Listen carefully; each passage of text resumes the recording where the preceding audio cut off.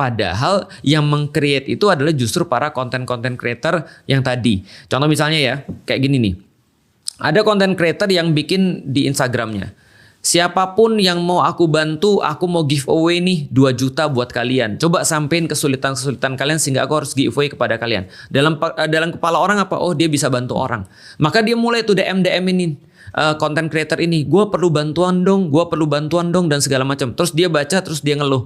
Kok orang Indonesia gini ya? Kok orang Indonesia mentalnya minta-minta ya dan segala macam. Nah, padahal ini yang dijadikan sebagai komoditas tadi. Nah, itu adalah yang kedua. Kenapa ini bisa terjadi? Artinya yang saya khawatirkan ketika ada orang bereaksi berlebihan. Sekali lagi mungkin teman-teman juga nggak setuju juga nggak ada masalah ya. Karena ini juga namanya diskusi.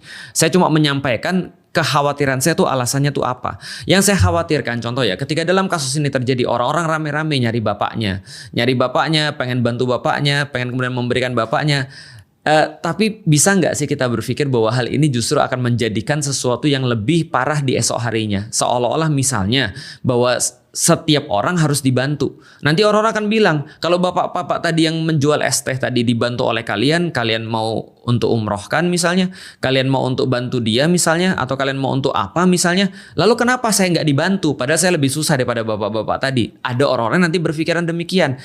Yang saya khawatirkan adalah nanti mental orang itu tidak punya mental usaha atau tidak punya mental untuk berusaha keras untuk mencapai sesuatu. Sebagai seorang muslim, kita harus membantu orang. Tapi sebagai orang muslim juga kita juga punya sebuah sikap mental untuk tidak menyusahkan orang lain. Jadi tidak menadah, tidak meminta-minta dan seterusnya. Tapi di sisi lain juga kita harus membantu orang. Idealnya sih kita ngelihat orang sebelum dia minta bantuan kita sudah bantu karena kita tahu mereka sulit. Idealnya seperti itu tadi.